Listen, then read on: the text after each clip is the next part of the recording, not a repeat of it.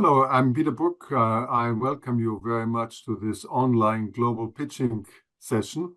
This is an absolutely unique event.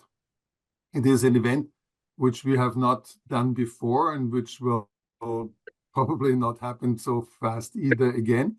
It is bringing together the global community of WSA, especially for those people, those teams, those entrepreneurs, those digital creatives who could not make it because of various different kind of reasons for the Global Congress in Chile, in Patagonia. There, we had a topic. We had the topic of Planet Hack, where we're looking at a number of different kind of issues, hacking the climate crisis, how to meet and to strengthen social cohesion, and how also to hack impact entrepreneurship. Three things make WSA unique. First, the focus on the best use of global digital technologies for a local impact. How you, the winners of 2023, are actually a best practice example for the transformation which is possible through the digital technologies. So digital technologies which have evolved greatly in the last 10, 15 years from the start of mobile and the mobile revolution, which has taken Africa by storm, to today, the transformation which we see happening through the broad use of artificial intelligence. You are the people who show how these technologies are benefiting specific communities, local communities, national communities, identifiable communities, and where the positive social impact is not just a rhetoric, but it can be measured. The second thing which makes WSA really unique is the community of learners. We are not coming together here just to celebrate and to be infantile on a global stage and just clap to each other. But this is a learning community. Why? Because to fine-tune and to really make an important impact with the technology on a local impact needs sharing, needs learning, and needs comparison of how we are doing it in one country or in another. You who are taking part in this session come from Lebanon, Nigeria, from Nepal and from Ghana, from Sri Lanka and Slovakia, from South Africa and Afghanistan, Singapore or Germany. And this makes you an absolutely unique college of learners, learners who can share by presenting to each other what you're doing well, how you're doing well, and what is the benefit of what you do to the communities. And the third thing which makes WSA really unique is how to lift you and what you're doing in your local community, in your countries, onto a truly global stage. The global stage prepared and also enacted by the United Nations. WSA started with its impact in terms of the World Summit on Information Society. So what we are looking at is the transformation not into a dumb society, which is automated and where everybody loses their jobs, but by a smart society, which is a knowledge society where people are more skilled, more competent, and also more wise in terms of sharing and also of how to make a good living. And the aspect of reaching out for each other to achieve the SDGs is a common goal. It's a common goal which unites everybody in the WSA community. And we are having a very clear perspective on closing digital divides. Technology by itself will not close digital divides, but it will also open up new digital divides. And we have to be aware of this, and we have to work and design and also draft and develop accordingly. And finally, what is very important is that technology should benefit all. It should not benefit just elites. It should not benefit people in developed countries, but it should be really used in all kinds of circumstances. And you who are presenting today are really making a difference by showing how this making a difference is actually happening in your country and your community. I'm very much looking forward to your presentations. There's a whole group of people watching and enjoying it. And I want to thank also Michaela and Jason for taking on the moderation of the next 2 hours. Michaela and Jason, please take over now. Thank you so much, Prof. Bruck. It's wonderful to be here, and a welcome to everybody. My name is Jason Muloongo. I am a World Summit Award youth winner, but now it's been over 12 years. Right now I am working on building a marketing company in the healthcare space. So that's a little bit about me, and I'm looking forward to hearing more of your companies. All right, Michaela. Good morning, everyone from Los Angeles. It's about 5:14 a.m. my time. So if I seem a little bit like I'm starting up my engines, it's because I am just starting to wake up. But I'm so excited and honored to be here alongside of Jason. I'm a WSA Youth Ambassador, and it has been such an incredibly enriching experience being a part of this global community. My focus has really been in emerging technology since 2016. I've been creating experiences using mediums like virtual reality and augmented reality, and of course now branching into more like looking at generative AI and more traditional ways AI has been used throughout not only the creative industries, but also in industries that help us become more productive. And for me, I really am excited to hear these incredible projects and be able to facilitate this experience for you all. Jason and I just have a few reminders. If you are a winner and you have not yet named yourself winner _ the name of your project or the name of your company, please do so now so the WSA team can make sure they're confirmed that you're here in the audience. If you are a juror, please remember we are voting after every single project. Jason and I will be sure to remind you that there is voting, but we just want to make sure if you don't have your voting link open yet, that you message someone in the WSA team, or you drop a message to us in the chat to let us know. And of course, we're so excited in this pitching session. We will be hearing for about 3 minutes from our projects, and then we will be taking questions from the jurors for about another 3 minutes, and then we will be having voting. So if there's any questions about the way that this is structured, feel free to drop them in on the chat, and the WSA team will be happy to help you.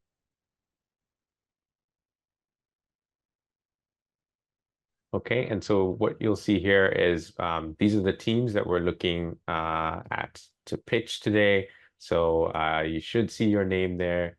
If you don't see your name there, maybe you're not supposed to be here. But anyway, we welcome each and every one of you, and we're looking forward to hearing about your companies today. Okay. And one last thing, Jason and I are not just here to be moderators, but we're also here to be timekeepers. So please have some grace with us if we have to let you know that your time is up, or if we have to let you know that time is running short. We're not doing it because we don't appreciate your incredible pitches or your incredible questions. It's only because we have to try and keep this incredible session on a quick time schedule and on a time track. Again, if you have any questions, feel free to drop them in the chat. Myself, Jason, or the WSA team would be happy to help or support you. Then I would love to be able to invite our first project, Wakilni, from Lebanon, in the category of business and commerce, to begin to try and present your slides, and that'll be a good moment for us. Yep, perfect. And we will let you take over from here. Thank you. Very, very happy to be here and to be given this chance, having missed the great event in person. I'm here to tell you a bit about Wakilni, which is an e-commerce logistics platform that is very much focused on SMEs in the MENA region. We kicked off Wakilni several years ago when e-commerce was just starting to rise in the region. And we found a window basically because we were SMEs existing aside other SMEs that were starting to work in e-commerce. And we realized that they have a very big challenge finding the right logistics partner to serve them, because logistics partners usually prefer large businesses, ones that have recurrent business. They would prefer to work with ones that provide them with big volumes. SMEs struggle really to find the right logistics partner that understand that they need both. They need to be able to be supported on scale, but at the same time to really understand that they need to customize their service. They need to have they need to provide their customers, the ones that are buying online from them, with options, with choices, delivery times, try-on service, exchange service, cash on delivery. So all of these small requirements, they needed the right partner to really serve them for that. So they were finding that there were a lot of challenges in finding the right partner and finding the right technology that is not too complicated for the e-commerce business to use, very easy to integrate with, but at the same time to actually have the technology and to have hands-on support and customization. And when we look deeply, we found that SMEs actually in the MENA region only make up to 30% of the MENA's GDP compared to 50% in more developing countries. And this doesn't mean that the SMEs in our region are not capable, they just need more support. Today, we have in Lebanon and in Jordan, we have completed over 1 million deliveries. We've served over 9,000 e-commerce businesses, and we believe we really understand how SMEs like to be served when it comes to supporting them on their e-commerce infrastructure by operating really in a sweet spot between offering technology and the human touch, offering customization without compromising scalability. So we built the Wakkilni Yellow platform. Basically, it's a logistics infrastructure platform. It consists of a back office portal supported by an ERP system. And e-commerce businesses, they engage with us through a client portal. It's a web-based or through an app. We've also built very, very simple APIs that allows them to integrate within like a few minutes, 1, 2, 3 steps. They can integrate their Shopify, their WooCommerce, their whatever website they're built in to the platform and push their orders very quickly. And we have recently launched a marketplace. It is vendor-based, it's commission-free for these e-commerce businesses to allow them to further increase their sales channels and leverage the large network that we have already created. We're also working on providing them with dashboards that help them with data insights and a loyalty program. And we support all of this with on-the-ground operations. So we handle fleet, cash on delivery, first and last mile delivery, warehousing, inventory, fulfillment, and the marketplace operations. These are all run by our team. And we believe the operations is very important to allow us to build the right technology, to really understand what we need to build in terms of the technology. So we're not scared of being heavy on assets, basically. Today, we are a team of 360 people across all of Lebanon and Jordan. We're very proud that 88% of our leadership positions are held by women, and we support this by a variety of internal programs, including maternity and paternity parental policies. We have a driver dedicated for women to onboard even more women as drivers. We've set up on-site nurseries for the team. 55% of the leaders within the company grew from within the company, and we've done a lot of work on leadership pipeline programs internally and internship programs. So we work with universities to onboard interns that eventually become actually employees within the company. And we're now focused, one of our strategic projects is to actually organize the sector of delivery. In Lebanon, there are a lot of refugees working in this sector, and it is considered basically as something that one fills their time and in time to find their long-term career. We actually want this we're working on making being a delivery driver, an actual career, basically. And externally, so this was the impact. I'm so sorry. That is 3 minutes. That is time. Thank you so much for your incredible presentation and for what you're doing. To our jury members, the voting link is now open, so you should be able to open up that link. I know there were some discussions in the chat, but before we do, I just want to let everyone know this session is being recorded, and also that now we can have jury members ask any questions to Wakkilni. So if there is a jury member who would like to ask a question, please first raise your hand so that we know that you would like to ask a question. And then I believe from there, we'll be able to select. So if there's any questions from jury members, yes, I see Abdallah. Does it have to be a question or just a small remark? I think as long as the remark feels appropriate, the remark is totally okay. All right, thank you. Thank you, Sarah, for your presentation. I just have one, actually, a point here, is that a pitch deck is an official business document. It has to be respected. And I feel that your presentation was not really respected in terms of the structure of the pitch. It is very important for us to understand, like, what's the problem you're trying to solve? What is the solution in an easy and simple way to understand? My recommendation for you is that don't expect everyone knows everything that's relevant to logistics and how it works, but make it as simple as possible. Make the sliders less crowded, and at the same time, let us see the result and the impact of your work. It can be social impact, it can be also financial impact, because investors, they talk the money language and they love money language. So this is just my small feedback for you, but yeah, thank you. Your solution sounds really promising. Thank you. Yes, hi, women here from China. I just want to know any financials. Where does the original investment came from? I overheard you saying so for some promotion you're doing commission free. So I assume some you do have commission. Who actually pays for the operation? It is commission fee, but it is subscription based. So the businesses can list on the marketplace by paying a monthly subscription fee. And we also handle the content creation for them. So the photography and the copywriting, basically. So they get charged on every SKU, one-time fee when they place it on the marketplace. Okay, and the end user doesn't pay any delivery charge? The end user, it depends on the businesses that are delivering. Some of them, they cover the charge themselves. Others, they push the price on the customer that is purchasing. What we are working on is we're unlocking a loyalty program whereby the individuals, they sign up to the loyalty program. They pay a month. It's very similar to the Amazon Prime basically model.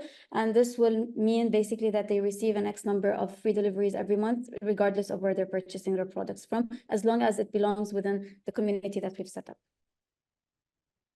And is this model sustainable financially? Yes, already what we've done is, today we complete around 85 to 90,000 deliveries a month between Lebanon and Jordan. So the last mile delivery operation on its own is profitable. We've spent a lot of several years actually really perfecting the unit economics. We understand what the average revenue per order should be, the efficiency of the drivers, where they should be in order for this layer to be profitable.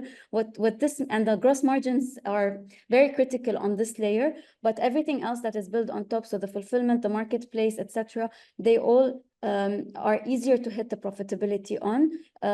So we know for each of these additional revenue streams, how many businesses we should onboard in order for it to be profitable, but it is sustainable. Thank you. And that's all the time we have for jury questions. Feel free to go ahead to your voting links. Yes, thank you. Unfortunately, I'm so sorry, we're out of time for questions from the jurors. But if you are having issues with your voting link, just drop it in the chat so the WSA team can help you. And I'm going to pass the mic over to my co-moderator, Jason. All right, thanks, Michaela. Okay, so thank you for that. Next, we have FIFO from Malaysia, also in the business and commerce category. Hi, everyone. Hi. So if you wouldn't mind, yep. Is my screen? Yep, and as soon as you start, I'll start the timer. Right, okay. Okay, good afternoon, good morning, everyone. My name is Chris Fong, co-founder of FIFO. So at FIFO, we're addressing a critical issue faced by small farmers in Southeast Asia. These farmers who form the backbone of our agricultural sector are struggling with high initial capital requirements, limited access to modern farming technologies, and unstable market prices, leading to inconsistent income and food insecurity. So FIFO's co-farming model and digital platform aims to solve the problem. Ready-to-farm spaces provide climate-resilient environments with precision systems, shared facilities, and as-a-service manpower, inputs, and logistics, removing hefty initial investments and lowering cycle costs. Our MagiBean platform offers tools to digitalize and automate farmer operations to grow better and more consistently with more timely oversight. And crop offtake through contract farming provides them with reliable incomes and livelihoods. Our MagiBean platform is the region's first super app for horticulture farming. It is built to standardize, digitalize, and automate our farmers' growing processes, buy harvests from them, sell curated inputs to them, and connect them to eligible financing. Growers in our network achieve low cow rates and high grade A yields consistently through standardization of protocols, increasing their profitability up to 47%. Curated inputs lower their cycle costs by 5 to 15%. Automation of plant nutrition or climate-controlled cultivations helps save up to 30% in manpower, water, and nutrients, or increase yields over 25%. Sales aggregation across a wide spectrum of buyers let us offer our growers 20 cents to a ringgit higher than wholesale markets on average. And finally, helping them make sense of the complex local grant landscape, assessing grants that are between 3 to 20,000 ringgit. P5O is operating in Malaysia currently. We have one pilot co-farm in Perak, building another in Pahang, and working with large public and private players on 4 other co-farm build projects that span from commercial farming to training and even farm to fork for local tourism. Our current network of 147 farmers across 9 states manage a consolidated 1.35 million planting points over 379 acres, growing 32 crops, with more joining every month. So P5O generates income from crop sales, input sales, and IoT and automation as a service for contract farming, co-farm space rental and managed services fees from operating co-farms, and build fees, operator fees, and profit sharing project owners when we are helping others build and run co-farms. Our latest initiative to partner for our own line of food products using ingredients that are grown from our growers by our own growers aims to create a brands platform to work with local producers and align supply chains to local sources for a virtuous cycle of demand and supply. With over 300 million rural population and underutilized agricultural land in Southeast Asia, we aim to be the world's first digitalized contract farming network to serve the $159 billion contract farming market in the region. So join us to help lift B40 farmers up the income pyramid and bring safe and healthy food to businesses and families. Thank you. Thank you so much. All right. Now I pass it over to our jury members. It is time for questions. So thank you. All right, Abdallah. Yeah, I do have a question for you. Great product. I mean, great business. I think it's very interesting. I have one question. It is very known that farmers are not tech savvy. What are you doing to educate or activate your prospect or your clients to make them more tech savvy? This is very important and crucial to your business. This is why I'm asking. Absolutely. And I think you're spot on. Many B40 rural farmers are not super tech savvy. So one of the key things is by building our super app in a very intuitive manner. So for example, they're very easy to use when you want to initiate a crop cycle. It's just one button and it forecasts the entire cycle, dates, harvest yields, etc. SOPs, which are the growing protocols, can be easily accessed. One tap and you see the full days activity by activity. We also build things like farm process alerts where, you know, when you hit the date we're supposed to harvest, it gives you a phone notification. So we play with functionalities that one with a smartphone or using a smartphone would already be very familiar with, and we make it as much easier as possible.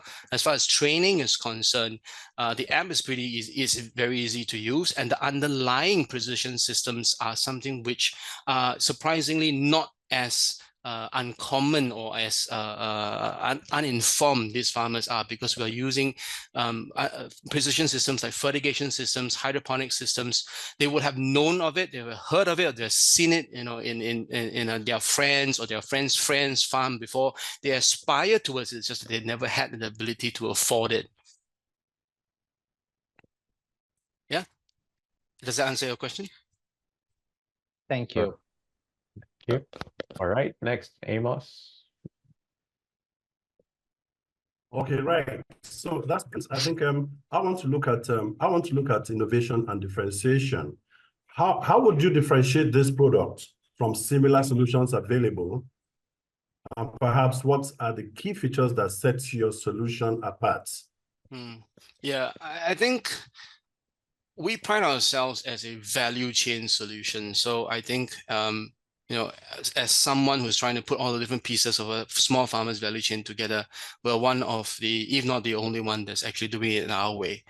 You know, but if you look at various pieces of what we do, like, you know, providing curated agri inputs, providing digital SOPs and training, or even actual spaces for them to lease, there are existing players. It's just that we're putting it all together in a community, in a value chain solution, and ensuring that from seed to sale, it is one smooth process. How how we really differentiate ourselves, also falls into various parts of the value chain. For example, in the co-farm space offering, I think what is really interesting about us is that we have a shared economic model. Sorry about that, because we are at time for the Q&A as well. If there's anything, feel free to maybe drop it in the chat so that the other members can read it.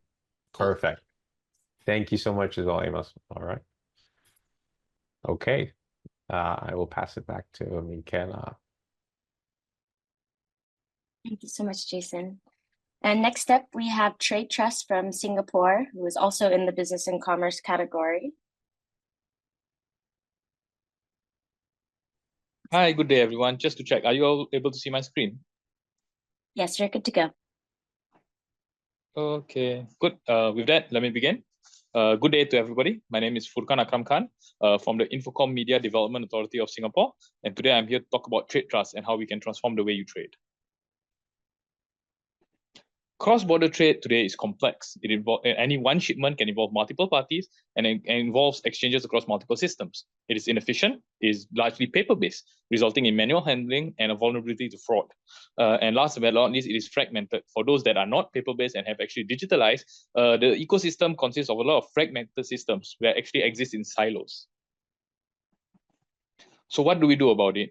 What we and IMDA have come up with is a trade trust is an open source framework, and it aims to verify the authenticity, source of a document using a decentralized method, and create electronic transferable records, which comply to the model law of ETRs. We categorize these documents into two buckets: verifiable documents and transferable documents. For verifiable documents, what we use is called the method verifiable credentials method. These are your certifications, your licenses, your packing list. So documents that you just have to understand the data and ensure that the data comes from a credible source and the data has not been tampered with. And for the second class of documents, transferable documents, your examples are negotiable instruments such as your bill of lading, your bill of exchange. We use NFT and smart contracts to ensure that you're able to verify independently and ensure that the title ownership passes from one hand to the next. Just to clarify that trade trust as a framework, it is not a product. We do not eat into the business layers. It sits as a middleware, as an adapter, plugging into public blockchain. So we neither operate the blockchain nor do we step on roach into the business aspect. We operate as a middleware, as an adapter to allow these applications, the platforms that are already there. So we aim to support industry to accelerate digitalization, ensuring that everybody can digitalize in a fair and appropriate manner. There are multiple use cases for trade trust. Specifically, our team in IMDA, we are focusing on the trade logistics use cases, so either trade finance and trade logistics, and we leave the other ecosystem players out there to talk about the more niche areas of digital art, supply chain, and whatnot. So over the last few years, we have advanced from multiple successful pilots to live shipments. We have concluded more than 8 live shipments with over 25 successful trade trust trials. We've worked with 70 over participants globally and been recognized internationally and with numerous papers and numerous awards. Just to highlight one use case, specifically for our trade finance use case, using the trade trust framework, we've actually have 5 parties interoperating or a trade finance use case with a letter of credit. The processing time was under 5 minutes for everyone in the chain. So all 5 parties, under 5 minutes, they're able to process the document. They actually saw a savings of $400 per EBL transaction. And the whole trade finance flow, which would normally take 30 to 35 days, was completed in 10 working days. Just to share briefly on our global partnerships, we work with the like of MERS, ICICI, TIL, SWIFT, and even other government counterparts to ensure that we have a robust network of players on the network. Trade trust manifests the benefits of digital trade. So we specifically target SDG 9, 10, 12, 17. 9 because of course we're using new technology. 10 because it is open source, available for anyone and everyone. Develop.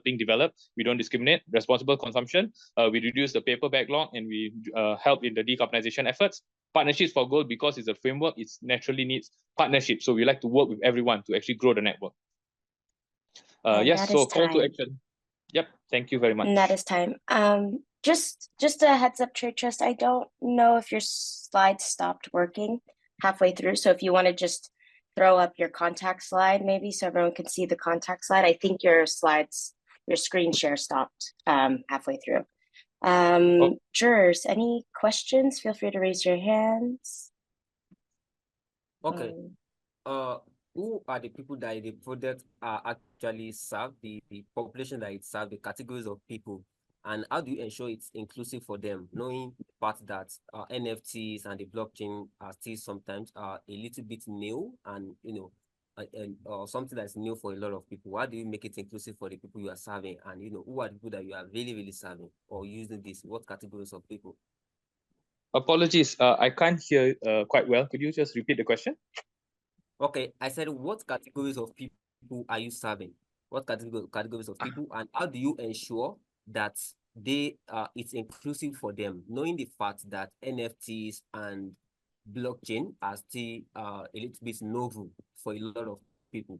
So, by identifying the categories of people that you serve, and how do you make sure it's inclusive for them?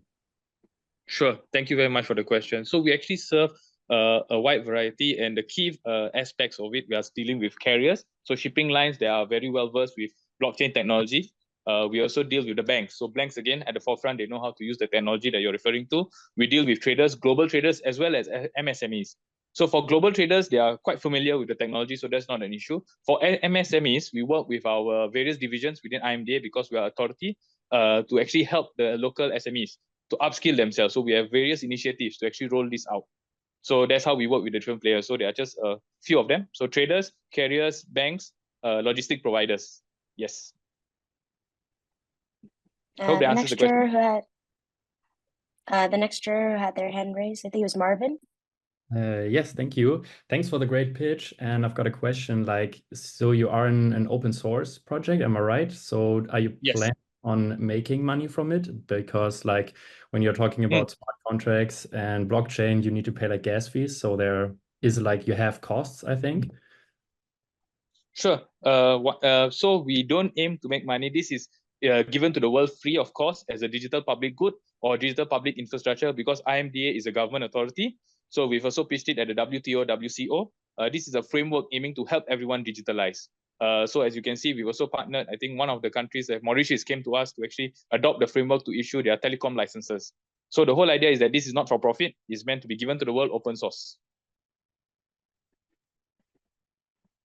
Great. And we have time for one last quick question, Donald.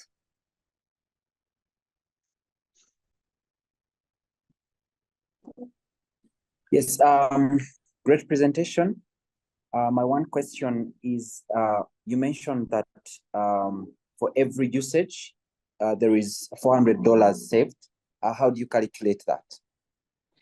Thank you very much for that question. So this is actually for a trade finance use case where the applicant has to apply for a letter of credit. How we calculated it was a mixture of the courier fees, because you have to actually, in the paper process, you have to courier the paper from one party to the next. So for the transaction that I mentioned, it was actually a party based in Singapore, a Singapore trader with an Indian buyer, and the shipment came from Miami to Pipa Passport. So the shipment came from US to India, but the parties were sitting down in Singapore and India. So in a traditional flow, the paper would have been couriered from US to Singapore, Singapore to India. So there were different legs. So we calculated the courier fee. Next up is, of course, the working capital saved. So if the transaction actually took the 30 to 35 days to be completed, so based on the working capital that was used for the loan, they would have actually incurred a higher fee. So we actually calculated that due to the reduction in time from 35 days to 10 working days, the seller himself saved about another $400. But so we have not quantified the savings for the other parties, just the seller in this instance. Thanks. Yes, I know it's time. Thank you very much. Thank you. And just because we didn't see your last contact slide, if you want to just drop your email or your contact information in the chat, so if jurors have more questions or want to reach out, feel free to do that. And then, of course, jurors, just a gentle reminder, you do have your voting link, so please be sure to vote. And if you're still having issues with your voting link, let us know in the chat. And I'll pass the microphone back over to Jason. Then I'll stop sharing my screen. Cool. Thanks. All right. Thank you so much. Thanks, Michaela. Thanks, Jason. All right. Thank you. We've got a good pace going here, which is great. So next category now, we're in culture and heritage. So we've got Readmio from Slovakia. Hello, can you see my screen? Yes, we can. Perfect. Fairy tales, fables, and stories have an irreplaceable role in our society. For centuries, they have been used as tools to pass down experiences and values from older generations to younger ones. Because by listening to stories, children are able to grasp new concepts, while at the same time, grow their vocabulary and empathy. But nowadays, children are exposed to more passive and superficial entertainment. As parents are busier than ever, they spend less quality time with their children and often leave their development to things like video games and TV, leading to more screen time, but less education. We wanted to help by developing a mobile app for parents and teachers to tell stories to their kids in a fun and engaging way. So we created Readmio. Readmio brings stories to life for you and your little ones and makes it easier than ever to read to them and record stories for them. We use voice recognition to follow along as you read and play sounds and music at exactly the right time in the story. For example, you're reading The Three Little Pigs and get to the part where the wolf is about to blow their house down. Our app knows that, and so it plays. And we are creating change by contributing to SDG 4, quality education. While using Readmio, we see that 83% of children want to read more often, and 9 out of 10 say that those books are even more engaging. And now there are more than 500 stories in this app. They're not just used for entertaining kids, but are actually used as tools by parents and teachers to teach kids about even the most difficult aspects of life. Because stories are an intuitive way to help kids learn about social skills, history, cultural diversity, and education in general. Because we not only add sound effects and music, we also provide a lot of educational activities, such as printable worksheets, quizzes, reading comprehension tests, coloring sheets, and more. And now I'm happy to say that over 1,000 schools are using Readmio, and recently we were selected as one of the world's top edtech companies by Time Magazine and Statista. And our users love our content. Now more than 5 million stories were read to children from Readmio. Now, aside from content, our other competitive advantage is our team. We, the 4 co-founders, previously had a mobile app development agency, which we grew to 150 people and was acquired in 2018. And in terms of growth, since starting Readmio, we have raised over 1.6 million euro and plan to hit profitability this year. Now, we are available in 8 languages globally and are focused on growth, marketing, and expansion. We believe that through storytelling, children can be smarter and kinder, families happier, and society better. Thank you, and let's read together. Thank you so much. I think that was Jared, if I could see on the slide correctly. Perfect. All right. It is now time for our jurors. All right, Ryan, you may go ahead. Yes, wonderful pitch, wonderful company. My question, what is the creative direction component of this? Because you're using technology and then putting experience design into it, making it more memorable and creating a memory instead of just like, a word in your head, right? So I'm curious about the creative direction component of the work that you do. Yeah, absolutely. And, we see this, almost like an art form, because it's like watching a movie, right? I like to say it's like when you're watching a movie, if the sound or the voice speaking is out of sync with the lips, it ruins the whole experience. And that's why we try to create an educative experience. The voices and the sounds have to play perfectly as you read the story. So the technology is super important. But at the same time, we actually write all the stories ourselves, because we want to make sure that these are educational stories and that we bring these topics, that we believe in. And that's so important to us, to tie all of this together to create this educational experience and bonding experience as well. All right, thank you. All right, so Rashid. Yes, I'm just asking about who's your guide regarding the ethical content of these stories? Absolutely. So we work actually with a lot of child psychiatrists and teachers to really help craft that content. We're very sensitive about the topics that we write about. So we also do it in multiple different languages. And every time we enter like a new region or new language, we work with local people there to make sure that we're sensitive to the local cultures and also sensitive to what people like and dislike in those regions. Thank you for that. Okay, Saba. Thank you. Greetings from Vietnam. Quick question about languages. How much time, resources, efforts you need to enter the new language area, including like languages with different characters than the Latin characters?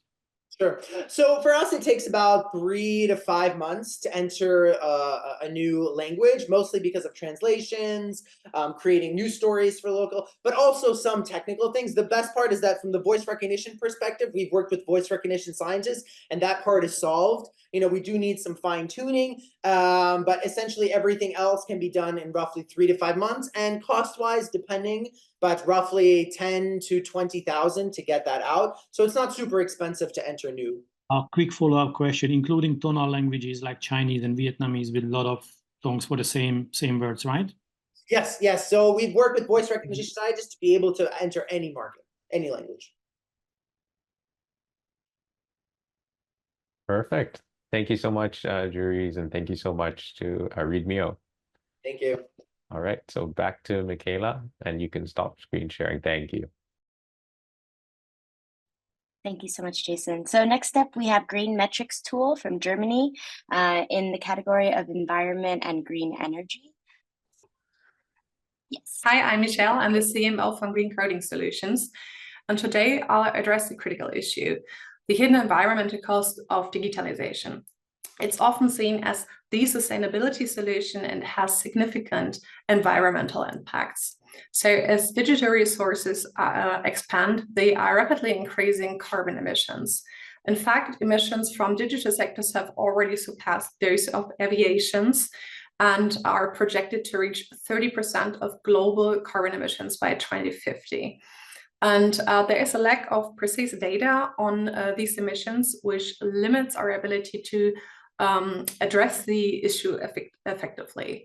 So to address this, we developed the Green Metrics tool, which measures the energy and carbon emissions, and it's a free open source tool for companies. It's a freemium version and has seamless integration and real-time data. Also, it provides actionable insights. It's modular, so you don't have to measure everything you see here. You can pick it. It still should be sustainable. And our heart in there is the transparency and the reporting.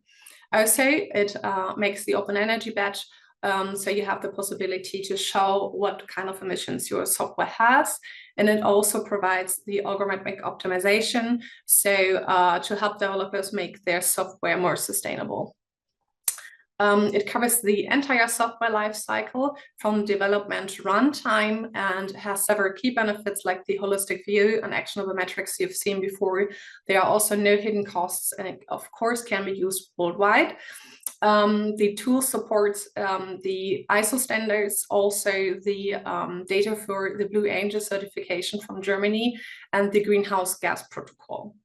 To understand their emissions through the Green Metrics tool, organizations measure the environmental impact of software and identify emission sources. So developers understand and find out how to improve efficiency with those detailed insights I showed you before. And also consumers are able to see the carbon footprint of software like the little badge I've shown before. So they are able to react on these and are able to make the most sustainable choice. Also, we make emissions more measurable, paving the way for the reduction. And a quick hi from the C-level. I'm a DDR founders. I've already said hi. And our vision from Green Coding is to a future where every software reports and reduces its emission.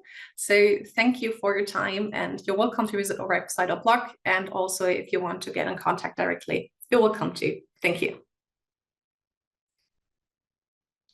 Great, thank you so much. I'm just going to open it up to questions from the jurors. Amos, I see you have your hand raised. Okay, yes, thanks. That's a great page there. Please, can you share your long-term vision for the impact of this solution? That's for... Of course. So actually, we just started when we go to the WSA, and we already supported some companies for the eyesore impact and stuff. And we just want to make sure that more people are aware of the sustainability problem in digitalization. And we want to make it step by step, so people have the possibility to just understand the software problems and to solve it. So we want to, of course, make more of the freemium, and that companies are buying in and make their software more sustainable. Give it another few seconds. Just want to encourage all the winners who have presented to go ahead and drop your contact information, your email, your LinkedIn in the chat. It's a great follow-up way for any jurors or folks who are listening in to get in contact with you, learn more, ask more questions. Jurors, just a reminder, please be voting. And if there are no other questions, then I will hand the mic back over to my colleague, Jason. Thank you so much again. Thank you so much. All right, thank you so much for that. Okay. And jurors, I hope you've been able to finish your scoring and that, so that's good. Our next one is in the environment. Oh, sorry about that. Yeah, still in the environment and green energy. So they're from Nepal, and so that's Safa, Nepal. Yeah. Namaste, everyone. I'm Rabindra Lamichhane, Executive Director of Clean Up Nepal. So today I'm going to share about Safa Nepal. Safa means the Nepali language we used. It means clean Nepal. So the main problem in Nepal is Nepal is in decentralized waste, and which impact the waste practices for the urbanization and lacking for effective coordination among the local government. Citizen lacks engagement in the local authorities and waste reduction effort. So insufficient waste data hampers the effective planning and management of waste in Nepal. So poor waste management leads to the environment degradation and health hazards. So this is the main problem in Nepal.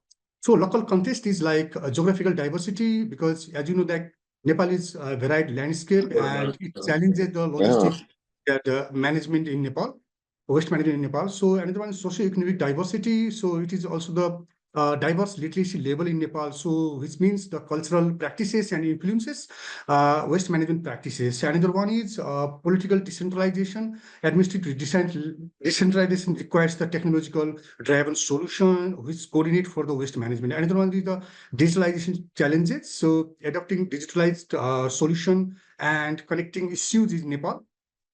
So Safa Nepal is an open and data-driven solution with support for the digital waste management platform. So it enables local level government and carry out evidence-based analysis for the waste-related data. So it also allows local peoples to complain about the waste dumping, waste burning, fecal loss, open defecation, and feedback. It also support to improve the irregular waste management and connection towards the local government and people. So it makes local government accountable and people responsible. So far the impact of Safa Nepal is 2,815 complaints registered by the people and 2,702 resolved by the local government. So it also mapped to 57 buildings we mapped, and 2,683 infrastructure we also mapped. So it means it's support to local government to planning their operational. Yeah. So another one, the campaign we also facilitate to run the campaign. Another one, the multimedia people they can easily get. Another one, the scalability. So we have a plan to technological integration, and user adaptation, continuous improvement in the Safa Nepal application. So financial revenue stream. So cost efficiency is one of the very planning we have to make for the improvement, and long-term planning is we are planning to expand Safa Nepal in all over the Nepal, and it's support to expand it for the long run planning and develop financial stability plan. Thank you. All right. Thank you so much for that. We do appreciate it. And now the jurors. Okay, yeah, so we've got Ola, if you can go ahead. Okay, that's a very wonderful one.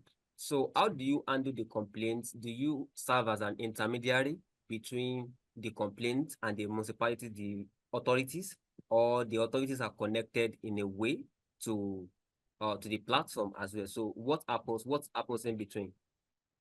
So first, we developed the admin account for the local level government, and the local level government are the responsible to tackle all those the complaint, whatever they got from the people.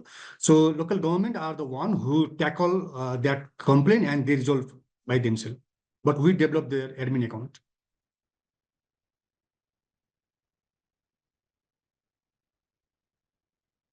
Okay, Saba. Two quick questions. So you need open-minded local authorities, and you need like large number of people are reporting. So how do you manage the communication to these two very important stakeholders? How do you collect a large number of people who are reporting, and how do you convince the local authorities to be open to work with you?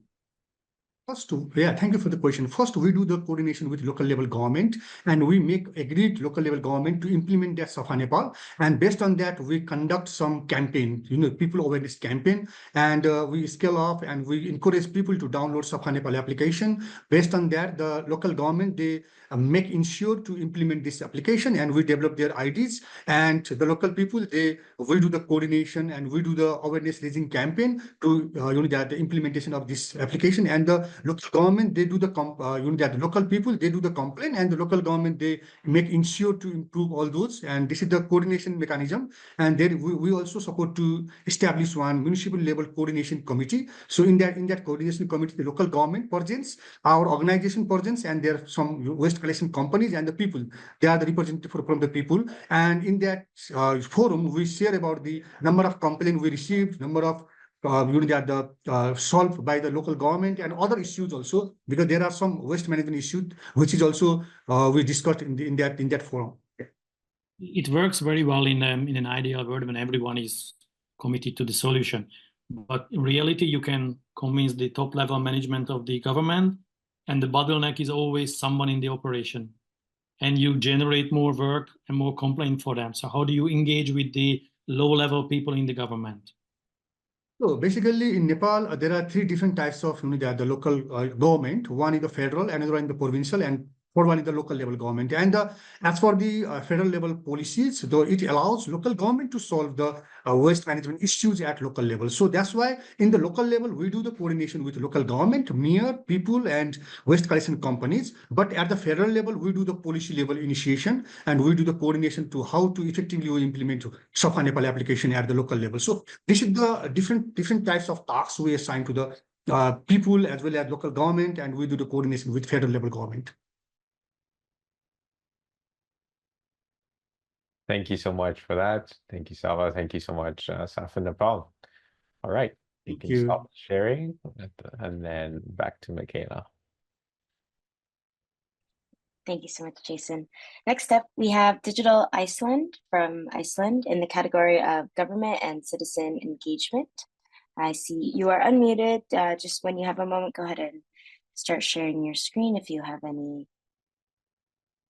Thank you.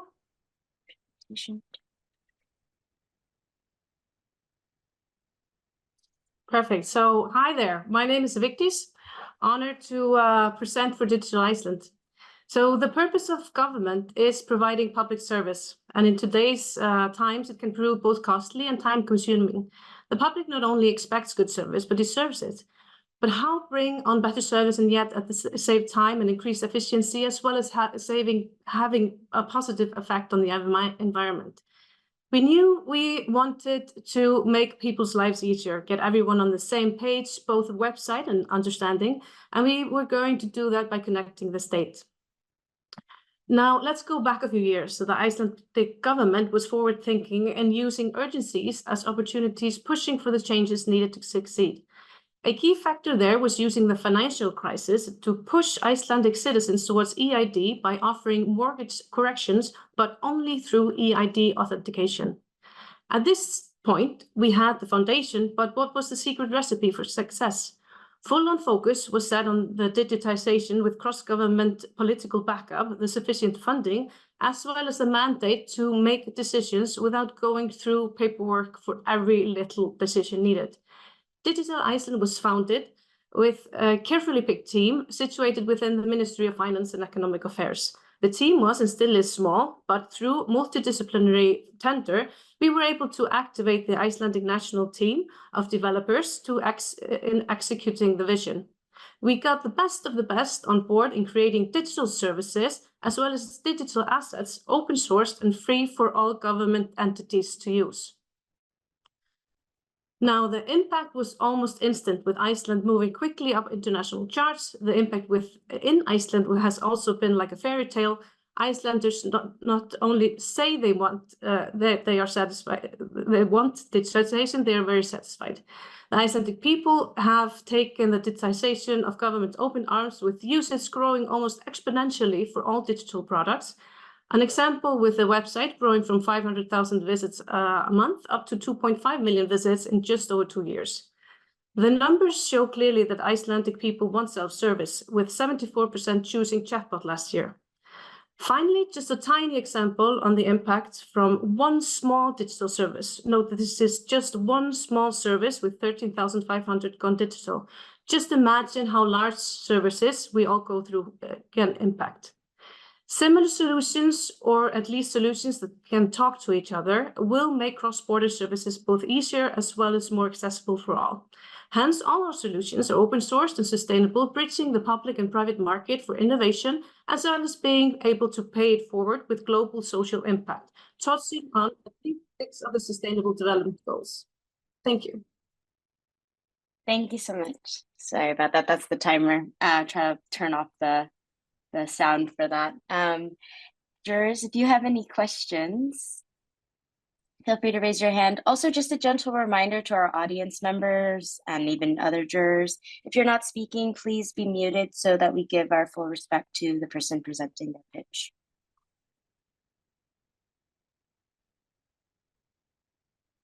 Any questions from jury members?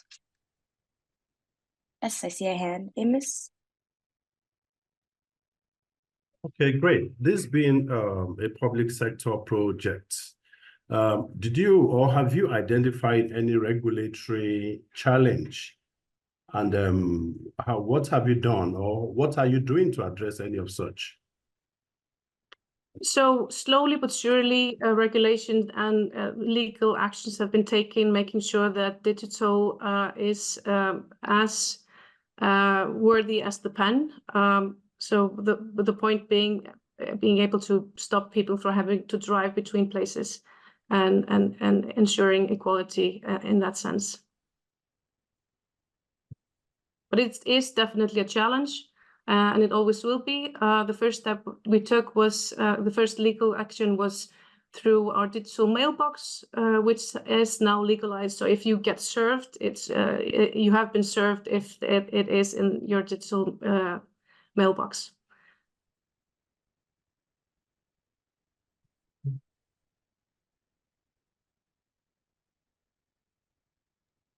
I see another hand. Chat. It's Rashid. I'm sure, everybody has done this e-government approach. Have you been able to benefit from anybody else's experience? Yes, we did, and that is why we try and pave it forward as much as we can. We did look towards both Estonia and as well as Denmark and other Norwegian countries, Gov UK as well. So we did explore all of these things and addressed it or adapted it to the Icelandic surroundings and legal system to be able to build on that. So yes, we did. Lots of people doing great stuff all over the world. So we were able to use that. And that is why we have everything open sourced, hoping to pay it forward to other countries.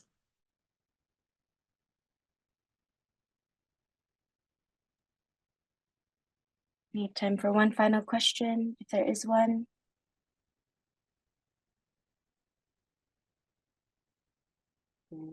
Jurors, go ahead and vote at your voting link. So we do have 14 pitches today. I'm excited to share that was our 7th pitch. So we are halfway through this pitching session. If you need to take a minute, turn off the camera while you're listening to the next pitch, totally fine. But we are going to move on to our 8th pitch. Go ahead, Jason. All right, thank you so much, Michaela. Okay, so our next team comes from Sri Lanka in the health and well-being. I know they're here. I see them there. Mediwave, it is your time.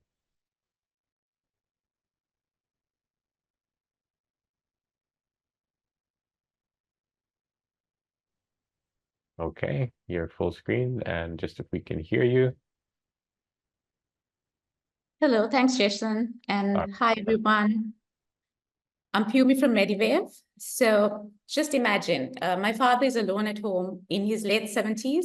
He's experiencing a chest pain, and in Sri Lanka, he would dial 1990, the pre-hospital emergency care ambulance service. And today, 1.8 million people dial this hotline for emergency assistance. In the story I just mentioned, we were lucky because we live in the suburbs, but majority of Sri Lankans, that is 80%, live in the rural communities.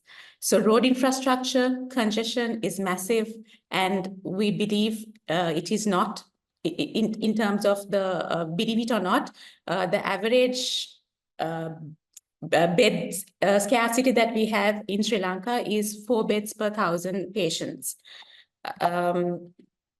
In terms of ETU delays due to massive manual recording, and also we have a lack of specialist doctors due to mass migration from Sri Lanka to different developed countries, and therefore the healthcare sector is struggling at the moment.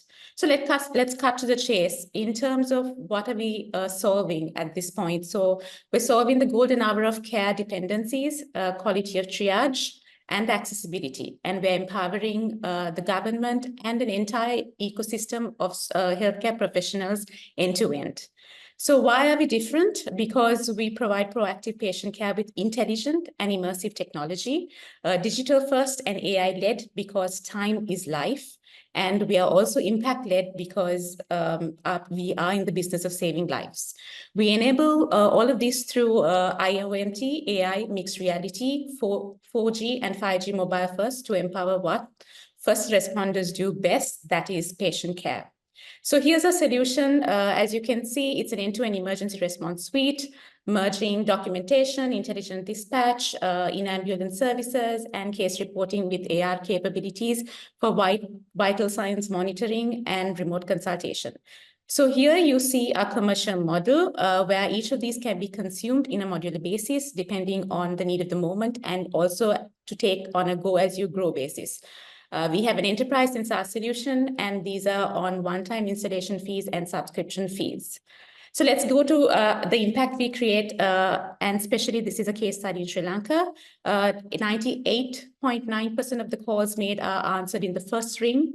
Less than 2 minutes call to wheel time is achieved, and under 12-minute nationwide response time surpassing some of the developed countries.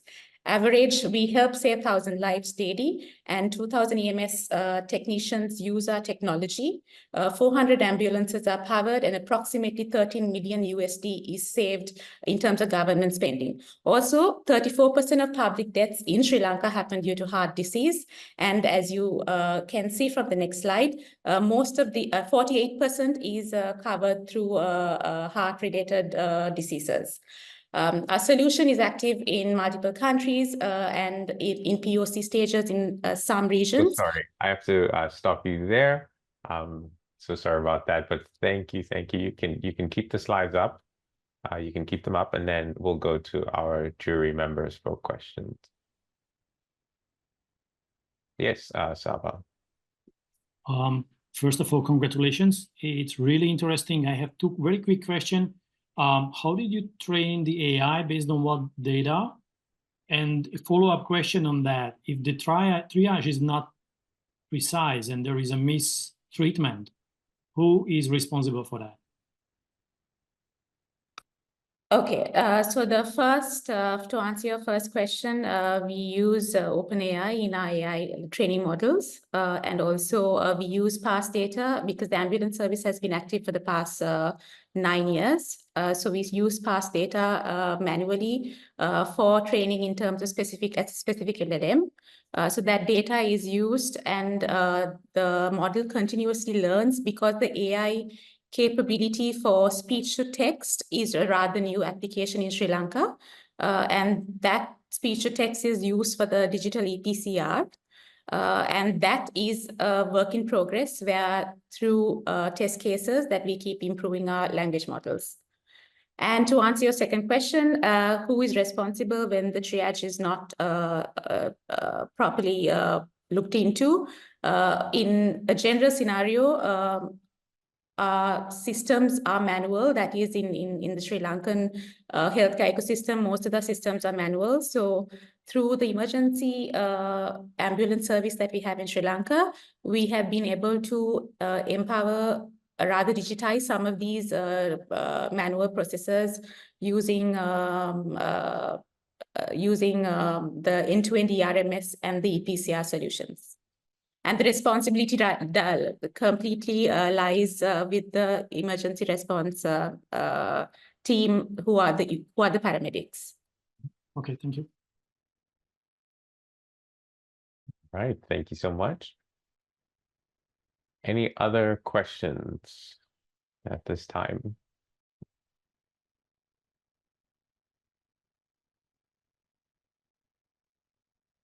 Okay, looks like we're good. Thank you so much for that. We really Thank you so appreciate much, it. Jason. All right, no problem. You can stop the screen share and then we'll pass it back to Michaela. Thank you so much.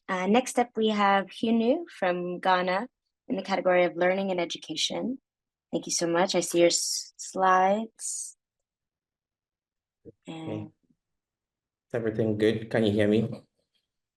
yes, we can hear you. Wonderful. Hello, I'm Rudolph, a co-founder of Craft Education. I'm a relative of a child with a behavioral learning challenge like autism, and it's not easy. If the emotional stress doesn't make you miserable, the feeling of helplessness takes a toll. Over 190,000 Ghanaian families are going through this. We wanted to change this by using technology to enhance collaboration between parents and teachers and experts to reduce the cost of care and improve the learning outcomes of children. We spent 2 years talking with parents to understand what information they needed and how they wanted to be supported. We created Hubert, our free and open chatbot. It can help parents and teachers screen for the signs of autism. It's not a diagnosis, but it's a screening tool. So it basically screens for the signs of autism and help people figure out what to do and connect them with therapy experts and help them create fun activities they can do with children at home or in school. Having set up a behavior therapy center in 2010 with my mother, I remember the painful task of manually drawing a progress chart on paper for multiple children.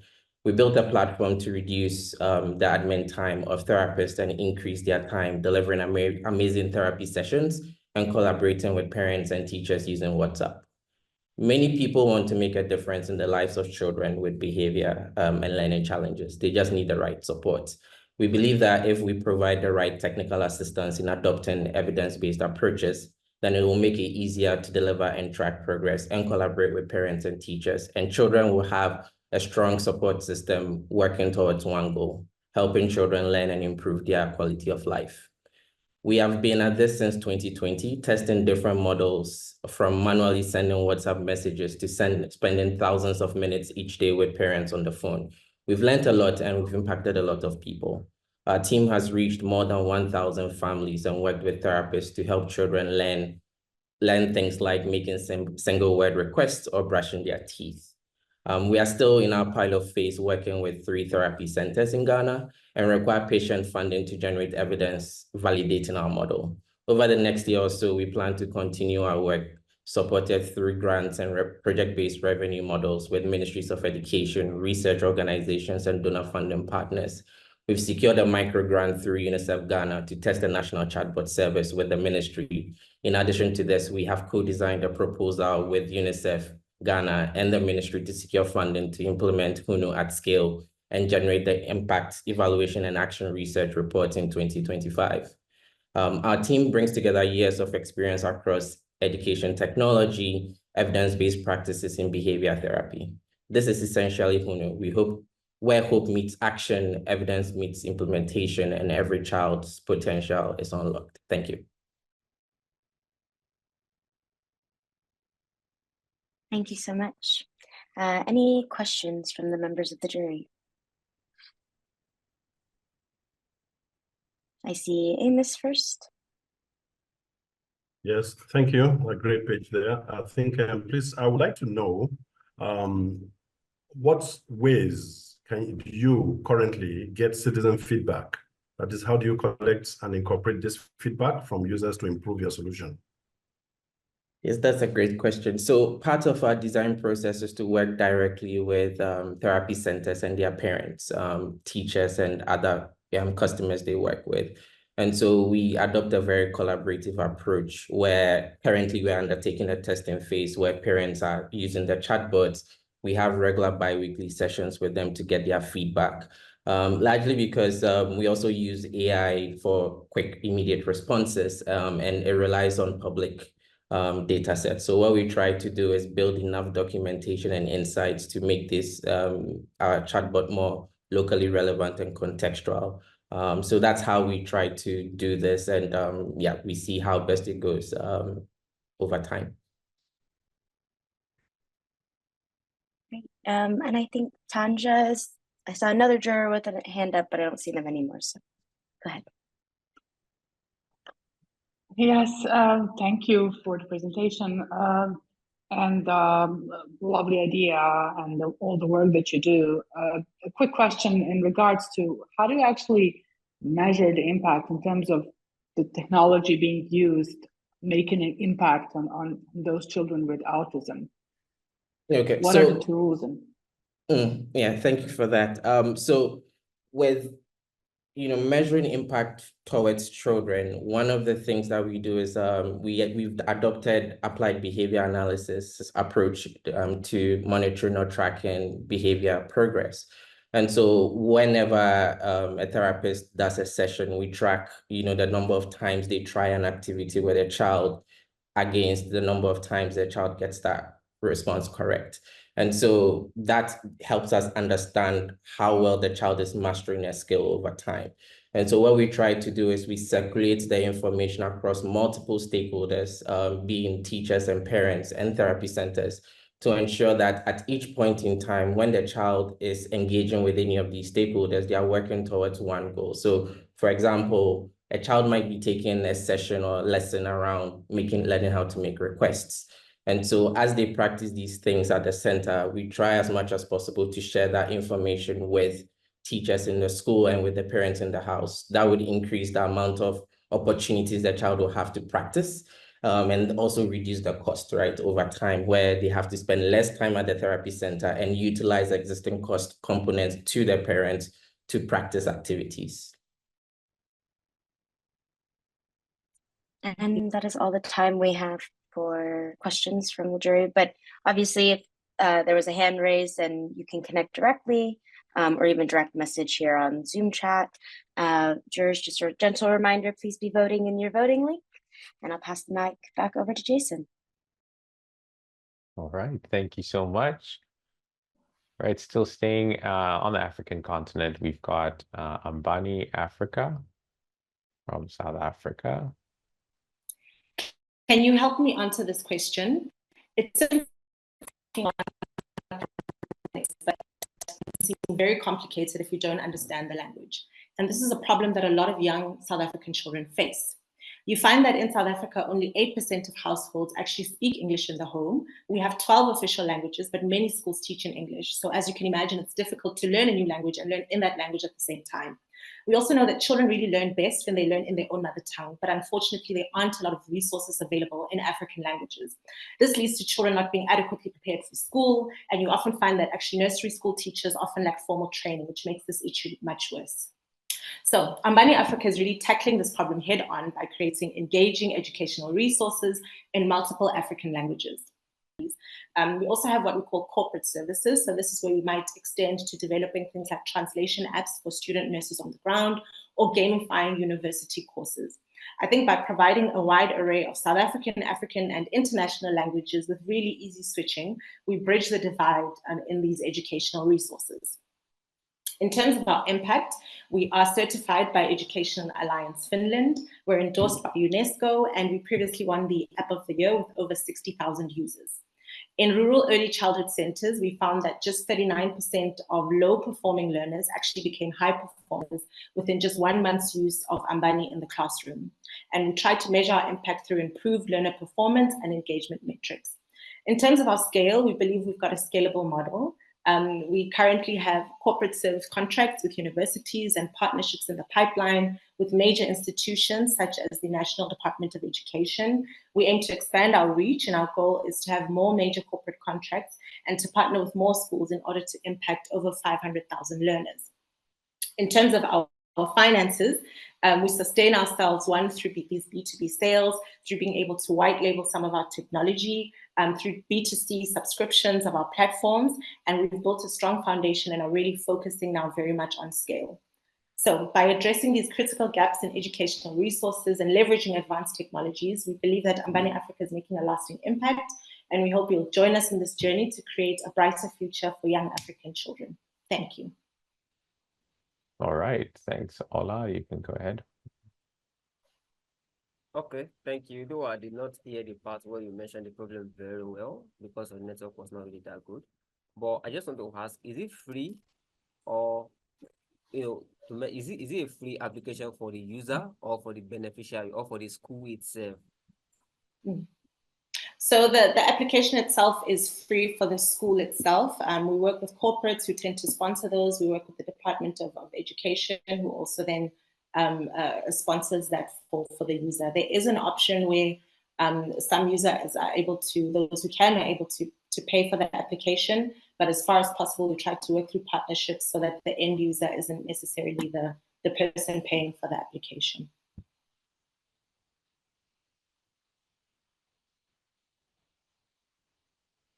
Thank you for that.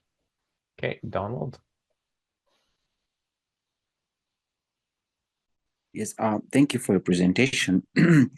My question is, how easy is it to add a new language into your application?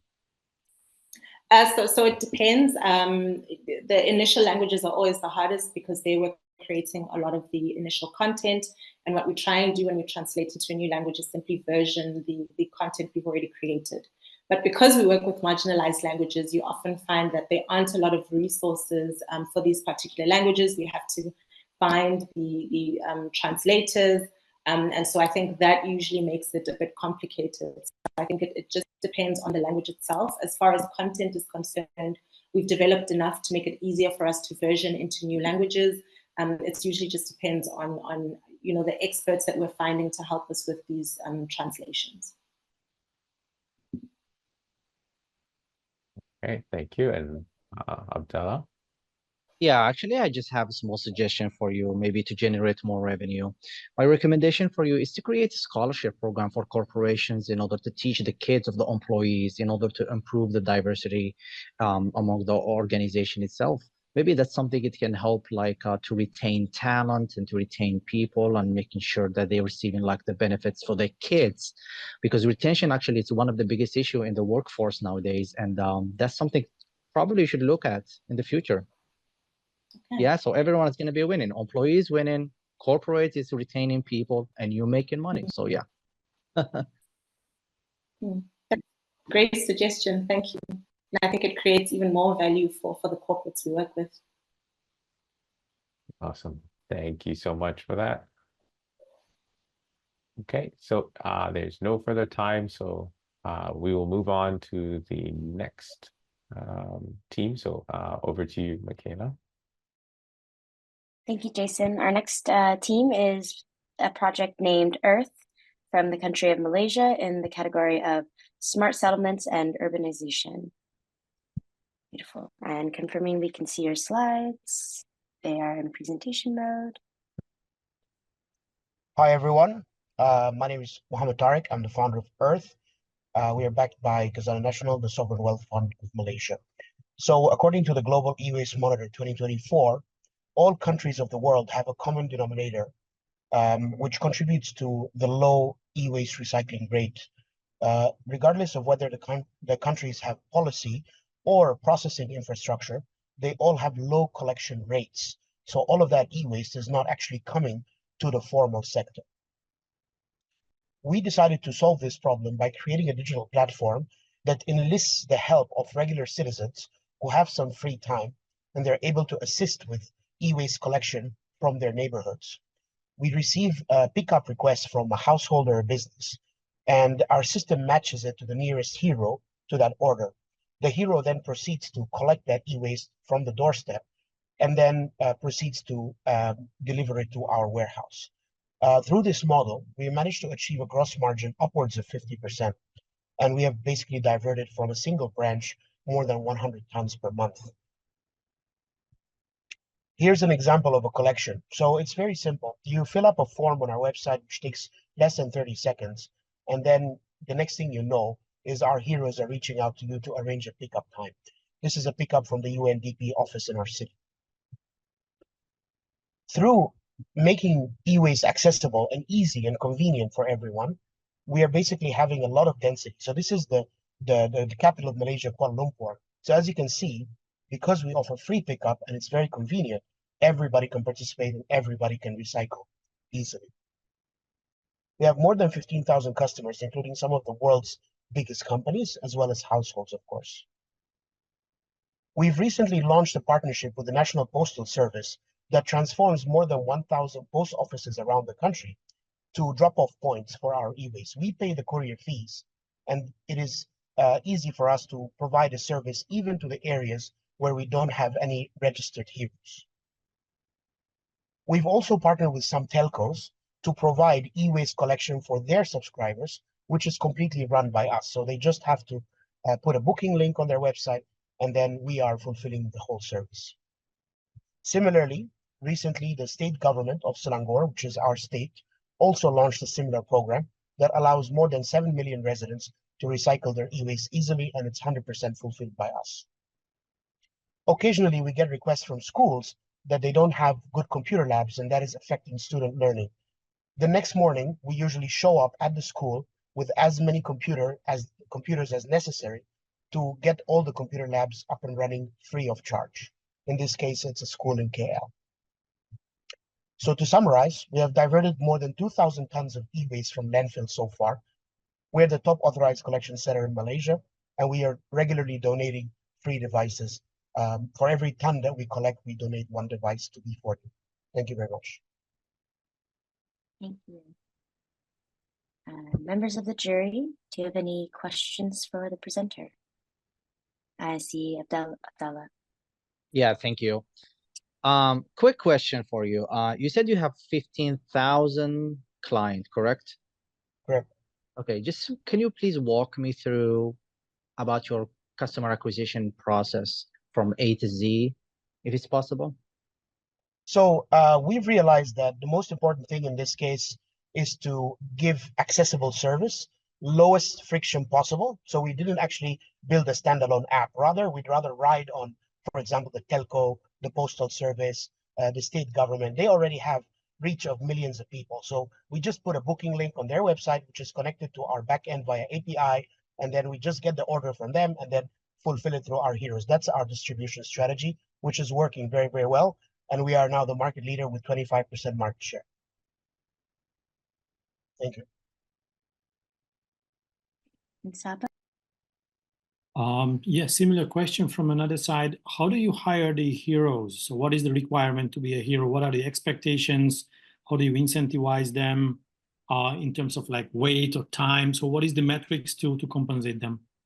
Well, so we've never had to recruit heroes. All the heroes that we have so far been inbound. So because we pay 50% more than the average gig economy job, so basically it's a very dignified job that earns good income while at the same time saves the environment. But basically, we've come up with a formula to compensate our heroes based on the average driving involved, based on their location, which warehouse did they drop off the item. So we have also intermediate drop-off points. So if the hero doesn't have time, they could choose to drop off at an intermediate point and get a little bit less money, because we have to do the next leg and bring it back to warehouse.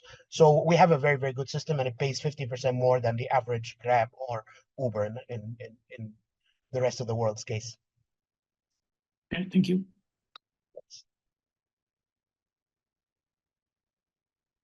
Any other questions?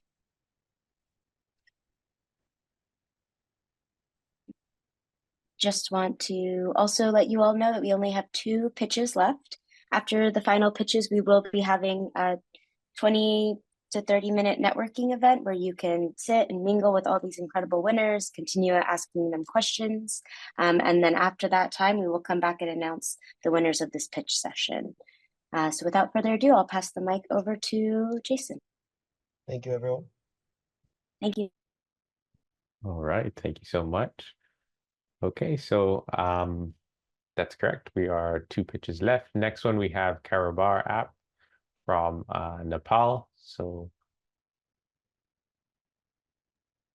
you're there, perfect. So this is a young innovator from Nepal. Is my screen visible and Yep. audio? Okay. You're good to go. Great. Thank you.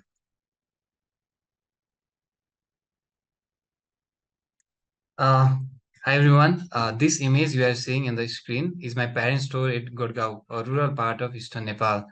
And one day I was assisting my father at the store when a regular customer came in to buy some goods and repay his credits. I then searched multiple records in paper ledger book, but couldn't find his record on time, and he left. Despite his willingness to pay, my dad couldn't collect the credit in time, and this problem is not unique to our store or even to Nepal. This affects millions of small businesses across emerging nations. Inability to recover credits on time and financial mismanagement is the #1 reason why many small businesses fail. And existing solutions out there are complex, expensive, and not tailored for them. This inspired me to build Karobar. Karobar is an easy-to-use finance management app that streamlines accounting and inventory management for small businesses.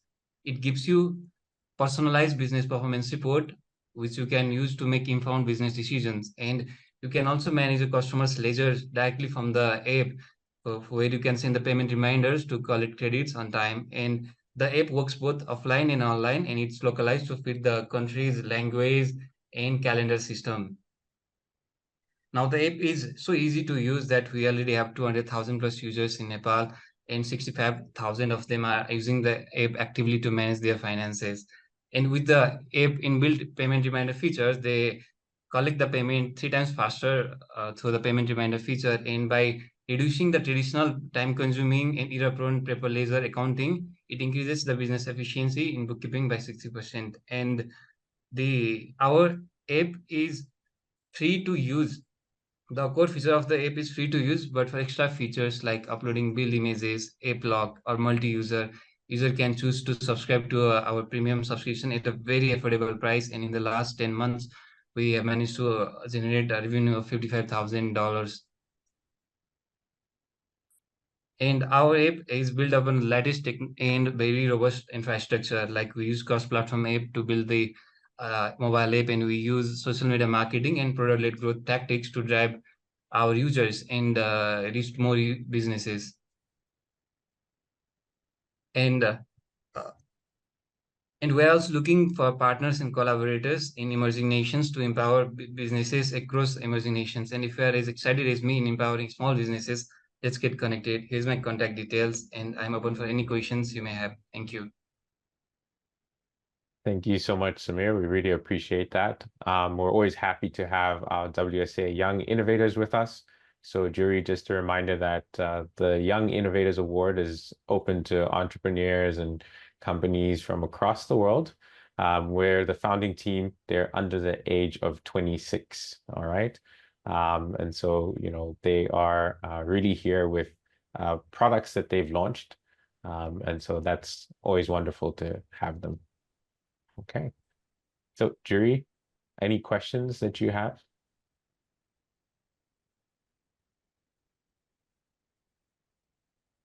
All right. Thank you, Saba. Quick question again. So you say this is basically free or freemium model.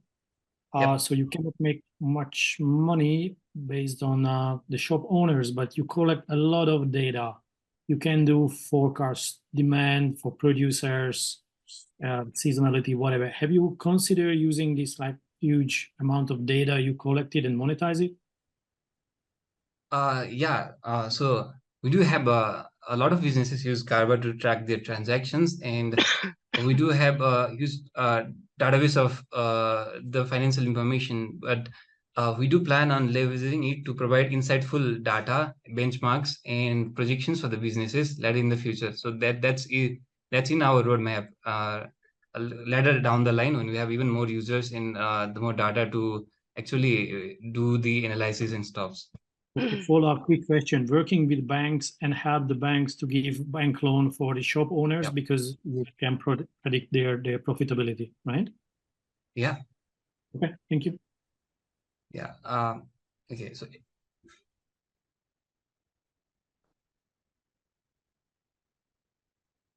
adding back to that question, yeah, like we do know, like businesses expenses, their receivables, payables, their credits, and overall their business health. So we could use that information to connect them with the banks who could provide them microloans.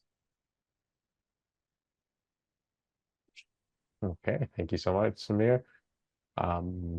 Jurors, any other questions? Yep, Abdallah. I just want to express my loveness to this solution. It's just amazing. I come from a third world country, from Africa, from Algeria specifically, and actually we have a lot of those kind of magazines where they sell everything. You just go in there and they sell every single thing, and I just love that. And it's definitely, I had the chance to work in one of them, and definitely inventory management is one of the biggest issue. We don't know what we have, and we don't know what we still have, and we don't know what we're missing. So probably third world countries are not, I mean, first world countries are not going to understand those challenges because they have like very specific magazines to each one of them. But this is something like really common, and I think it's a huge market that you can tackle on. One thing that's come in my place, that come in my mind, that is definitely something I consider it as a risk, is how are you going to educate or activate your users? They are still not phone friendly or technology friendly. So what are the process to onboard them in an automatic way in order to understand the value behind it in the shortest period ever? So you don't have to answer me at the moment. I'm just giving you like some points to consider. But I see that you have impact. So I just love what you're doing. Good job, Samir. Really love it. Thank you. Thank you very much. Thank you. Thanks for that as well. So I'll answer in the chat since my time is gone. So much. Okay. Yes, that's correct. Perfect. Okay, thank you so much. You can stop screen sharing and over to Michaela. Thank you so much, Jason. Our last and final presenter today is W2CAD/CAM, Waste to Computer Aided Design and Computer Aided Manufacturing from the country of Nigeria in the category of Young Innovators. Good afternoon. My name is Cyril Collins, and I'm CEO of Advanced Engineering Center here in Nigeria. So at Advanced Engineering Center, we build high precision parts, molds, and equipment for local manufacturers here in Nigeria using computer-aided design and computer-aided manufacturing technology. So our vision is to become the symbol of engineering excellence in Africa, and our mission is to facilitate industrialization in Nigeria by providing high quality, locally manufactured tools and equipment. So here in Nigeria, over 95% of the tools, equipment, and machines that we use are imported from outside the country. But we all know that Nigeria needs a robust industry to provide massive employment and reduce poverty. However, the reliance on importation is hindering this potential from growing. So some of the problems with importation includes the high cost of importation, the long delivery time of the imported machines and equipment, the forest crisis, and after importing these machines, you don't have any after-sales support. So the solution we're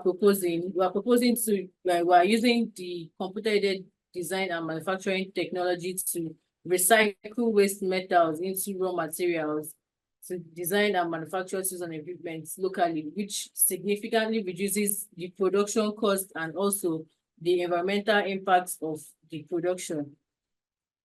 So we're proposing 35% lower cost for these tools and equipment, 3 times faster delivery and after sales support, which you get free of charge after the purchase of the goods that we have, and also the high scrap value.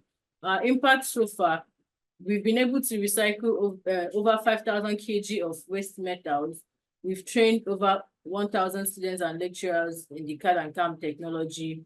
We've been honored to receive the National Merit Award of Excellence, and also we've generated over 8.9 million naira in revenue.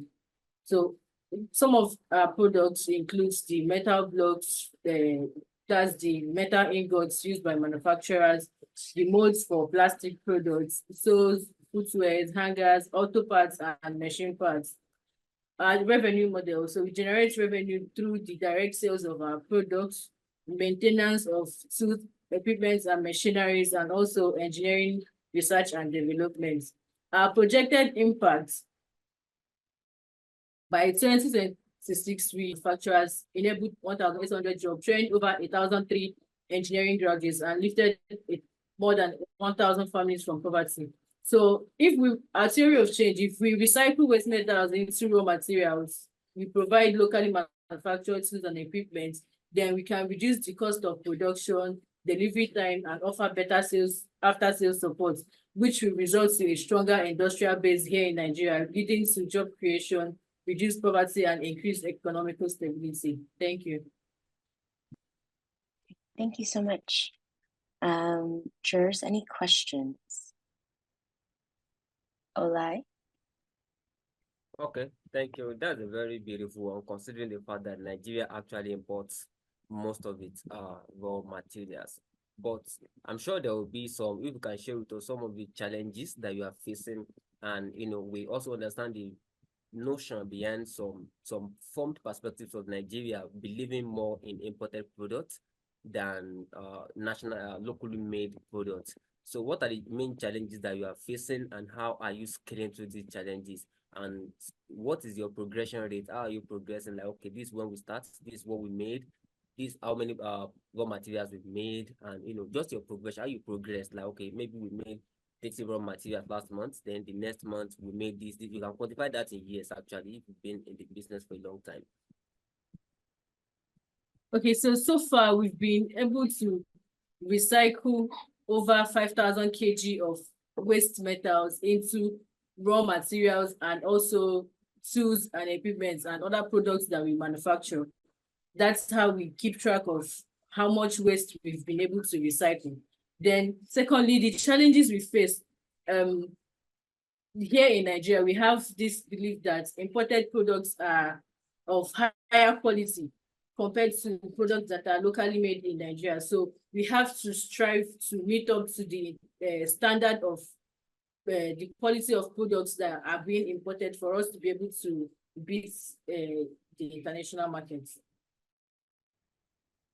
Well, I believe that concludes our pitching.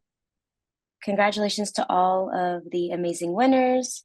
Congratulations to all of the amazing jurors for being here. Thank you so much. Just a final reminder, please be sure to drop your votes into the website that you've been given. One thing that is always amazing to see people come together across the globe for not only the purpose of creating and building sustainable businesses, but also for this idea of social impact and really supporting the UN SDGs. And so in order to continue facilitating these conversations, we are going to be opening 3 breakout rooms within these categories. So jurors, if you have interest in specific conversations or discussions, feel free to drop into those breakout rooms. We will be gauging, how the breakout rooms are going, and if they're going strong, then that's great. And if they seem like they're not going as strong, then we will be closing them out and announcing our winners very shortly. So just want to give another round of applause to our amazing pitchers, our amazing winners. I want to pass the mic over to Jason, also my co-moderator, for any last words. Yes, so we really appreciate what every team has brought through here today. Thank you so much for being here and sharing your message and your hard work on this global stage. Now in the breakout rooms, make sure you network with somebody you haven't with before. And yep, we look forward to hearing from the jury. Okay, so yeah, we should be back shortly. Thank you very much, Jason and Michaela. That was wonderful.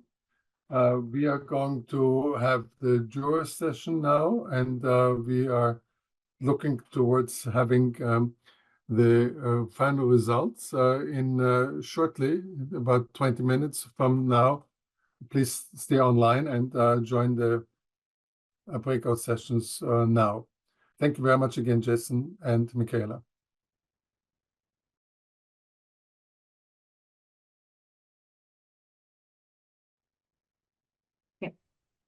Okay, then I will come to the highlight of this very interesting session. I want to first thank again Nora and Kathy and the team for putting this very important initiative on. It is a testimony to how inclusive WSA wants to be and can be and will be in terms of being able to compensate for people not being able to share and travel to the Chile Global Congress. Obviously, we cannot repeat and we cannot in any way make up completely for the learning experience of 3.5 days of sharing and intensive interactions at the Global Congress. But what you could see is here is you can see the breadth and also the depth of engagement, the professionalism, the skillfulness of people to present their projects, their products, and their companies, and the diversity of the various different kind of approaches. What I thought was really interesting was a lot of people are finding WSA as a real important source to see what are the different business models for social enterprises. And you could see here, for instance, how a company from Singapore is developing a digital public good, or when other people are creating open source premium models where they are basically creating their financial stability through services. But also the combination between the white labeling, B2B sales, partnerships, corporate scholarships, these are all different kind of ways by which social enterprises can create revenue streams to give themselves stability. The next aspect, which I found very, very interesting, is the innovativeness of the solutions. For instance, the whole model of co-farming and introducing hydroponic technologies into traditional farming in various different countries is something which is key. Or yellow label logistics. It's not something which is only an issue in Lebanon, but it is an issue for all SMEs. Or like, for instance, inventory sales, as we have learned also from our juror from Algeria. And finally, I think all of the presented projects, products, and services, all the solutions are really very much dedicated to achieving the SDGs. If you have clean waste practices, when you have green metrics, when you try to reach education for all, and when you are doing something on e-waste recycling. So I think what you saw here is a really broad canopy of solutions which give each and every one of us and the global community an encouragement to see what digital technology can do for achieving the SDGs, for making a transformation in a positive and social impact manner.